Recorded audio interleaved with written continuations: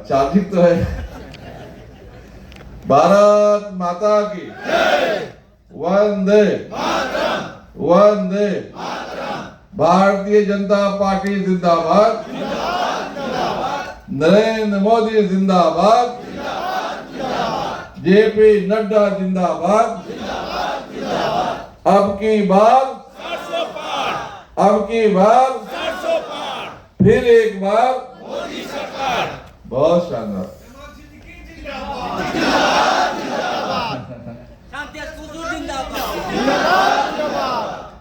बहुत बहुत शुक्रिया साथियों।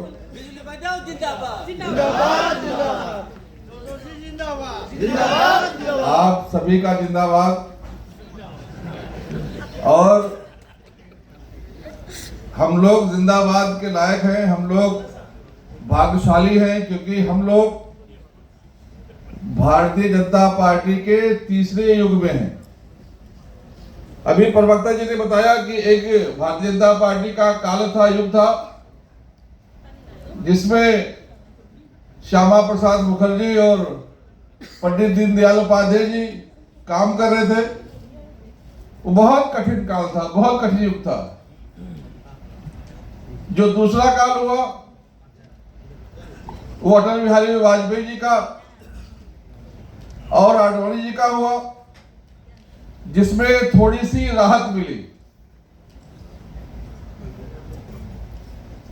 और जो तीसरा काल है जिसमें हम सब लोग काम कर रहे हैं, वो प्रधानमंत्री श्री नरेंद्र मोदी जी का और अमित भाई शाह का। इस काल को अमृत काल भी कहा जाता है। हम लोग अमृत काल के कार्यकर्ता हैं। हमारे लिए ये सौभाग्य की बात है। पहले जो हमारे काम करते थे वो अपने को खून बहाकर सींचते थे। आपने इतिहास सुना, अभी बताया, श्यामा प्रसाद मुखर्जी कैबिनेट मिनिस्टर थे। क्या जरूरत थी उनको कैबिनेट मिनिस्टर से बाहर आने की? थोड़ा सा समझौता कर लेते। आज के काल में देखो, जो दूसरी पार्टी के लोग हैं, मंत्री बनने के लिए ईमान तक बेच देते हैं, पार्टी छोड़ देते हैं। आप देख रहे हो कि कांग्रेस में कैसे भगदड़ है, ताज्जुब होता है। मैं महाराष्ट्र से हूं। महाराष्ट्र में अभी अशोक चौहान जी एक हमारे वहां कांग्रेस के बड़े नेता थे। उनके पिताजी 3 बार मुख्यमंत्री थे और 3 बार मुख्यमंत्री बनने के बाद अशोक चौहान भी मुख्यमंत्री हुए। एक बार महाराष्ट्र के शंकरराव चौहान एक बड़े नेता थे, उनके पिताजी 3 बार वो मुख्यमंत्री और एक बार अशोक चौहान जी मुख्यमंत्री, और अभी बीजेपी में आ गए। लेकिन एक हमारे नेता जो उच्च शिक्षित, जिनका देश भर में नाम, और कैबिनेट मिनिस्टर, लेकिन जब ये देखे कि हमारे नौजवानों ने, हमारे देशवासियों ने, हमारी पूरी युवा पीढ़ियों ने अपने आप को शहीद करके जो आजादी अंग्रेजों से ली है, वो आजादी का दुरुपयोग नेहरू जी कर रहे। उन्होंने मंत्री पद से इस्तीफा देकर संघर्ष का रास्ता चुना और उन्होंने अपने खून को बहाकर वो शहीद हो गए।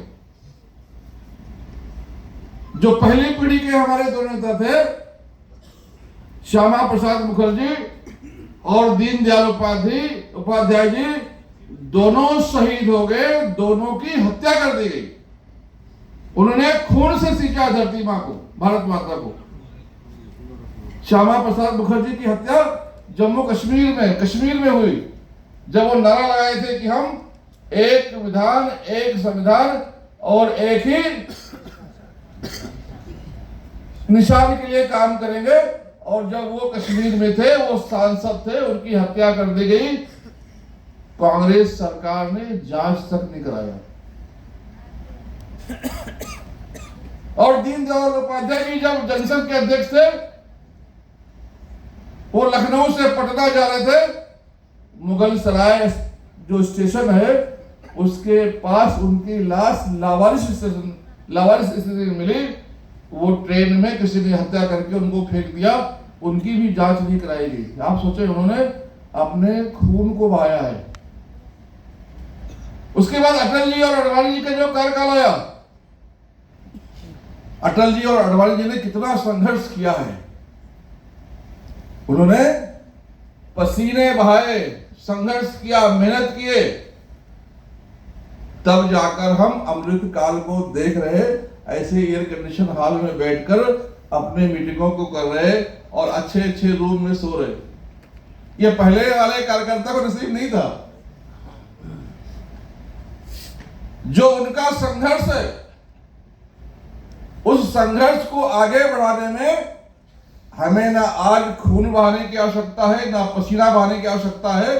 हमें थोड़ा सा चाक चौबंद रहकर मेहनत करने की आवश्यकता है। आज भारतीय जनता पार्टी के कार्यकर्ता की वो इज्जत है कि जहां भी जाते हैं हमें सम्मान मिलता है, लोग बिठाते हैं, लोग बात करते हैं, लोग सत्कार करते हैं।